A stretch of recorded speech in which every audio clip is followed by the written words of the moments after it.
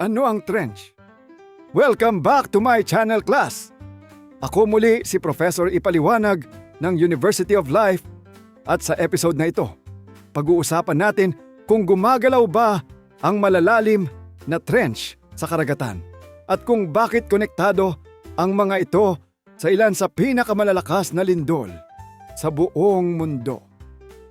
Class, kapag narinig ninyo ang salitang trench, ano ang naiisip ninyo? French fries? Haha! Medyo corny! Pero kidding aside, yan ang topic ng ating lecture today. Aalamin natin ang kwento ng trench, ang science sa likod nito, at ang mga myths na kaugnay rito. Kaya naman, tumutok na kayo rito sa The Taglish Explainer. Ang topic na ito ay mula kay Mika-san sa Japan. Salamat sa suggestion mo. Bago natin sagutin kung gumagalaw ang trench, alamin muna natin kung ano ba talaga ito. Ang ocean trench ay ang pinakamalalim na bahagi ng karagatan. Isa itong napakahabang depresyon o malalim na uka sa sahig ng dagat na nabubuo sa hangganan ng dalawang tectonic plates. Ang tectonic plates ay malalaking tipak ng matigas na bahagi ng Earth na patuloy na kumikilos kahit napakabagal ng kanilang galaw.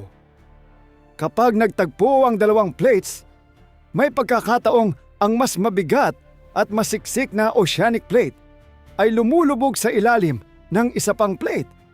Ang prosesong ito ay tinatawag na subduction. Dahil sa tuloy-tuloy na paglubog ng plate, unti-unting nabubuo ang napakalalim na trench. Isa sa pinakasikat na halimbawa ay ang Mariana Trench sa kanlurang karagatang Pasipiko. Ang pinakamalalim nitong bahagi na tinatawag na Challenger Deep ay humigit kumulang 11 kilometro ang lalim. Mas malalim pa ito kaysa taas ng Mount Everest kung ilalagay mo ito sa loob ng trench. Hindi lang iisa ang trench sa mundo. Marami nito sa paligid ng Pacific Ocean, kaya tinatawag ang rehiyong iyon na Ring of Fire. Dahil dito, matatagpuan ang napakaraming aktibong bulkan at madalas na lindol. Kaya kapag may nagsabi sa inyong ang ilalim ng dagat ay puro patag lang, maaari ninyong sabihin, hindi po. May mga bundok, bulkan, kapatagan at mayroon ding napakalalalim na trench. Ang sahig ng karagatan ay mas komplikado kaysa iniisip ng karamihan. Ngayong malinaw na kung ano ang trench, ang susunod nating tanong ay mas exciting. Ngayon, class, eto na nga. Gumagalaw ba ang trench?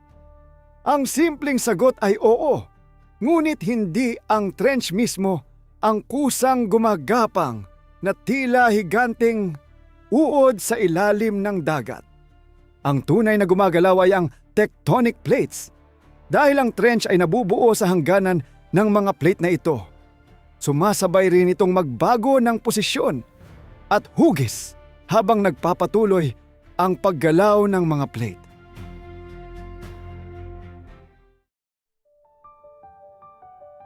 Ang mga tectonic plates ay gumagalaw ng ilang sentimetro bawat taon.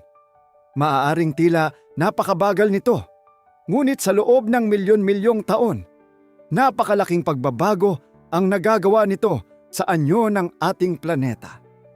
Habang ang isang plate ay patuloy na lumulubog sa ilalim ng isa pa, maaaring lumalim ang trench, magbago ang lokasyon nito o magkaroon ng pagbabago sa hugis nito.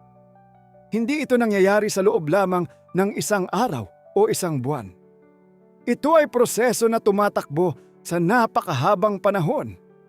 May isa pang mahalagang bagay na nangyayari. Hindi laging maayos ang pagdulas ng dalawang plate. Madalas silang nagkakakapit dahil sa matinding friction. Habang pilit silang gumagalaw, naiipon ng napakalaking enerhiya.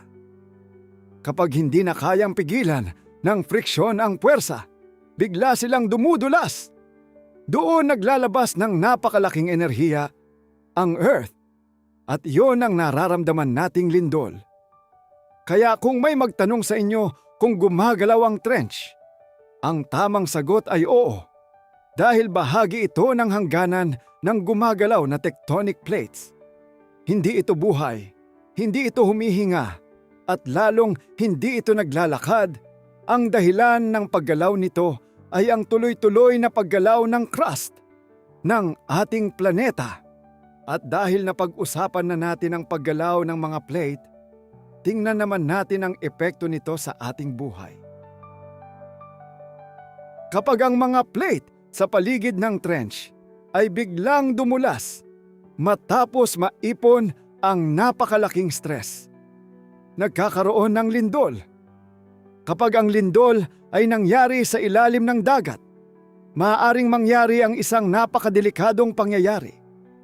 Kung sapat ang lakas ng lindol at may malaking pag-angat o pagbaba ng seabed, maaari nitong itulak ang napakalaking dami ng tubig.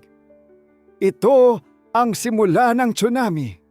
Mahalagang tandaan na hindi lahat ng lindol sa ilalim ng dagat ay nagdudulot ng tsunami.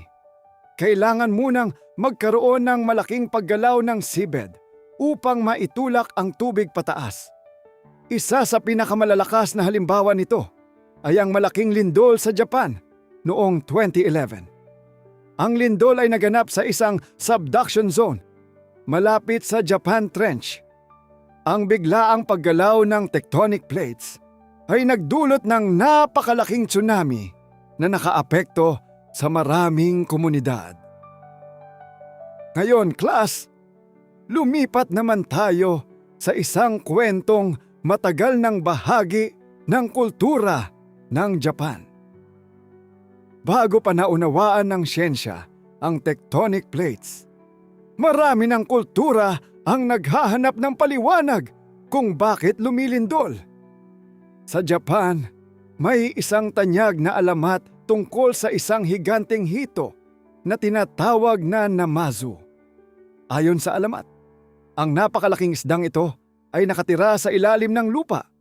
Kapag ito ay gumalaw o pumalag, nagsisimulang manginig ang lupa at nagkakaroon ng lindol.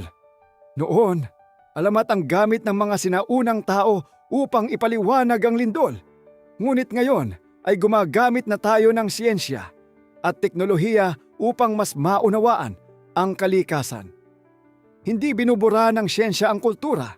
Binibigyan lamang tayo nito ng mas malinaw na paliwanag batay sa ebidensya. Ayan, class! Sa madaling sabi, ang trench ay isang napakalalim na bahagi ng karagatan na nabubuo dahil sa paggalaw ng tectonic plates.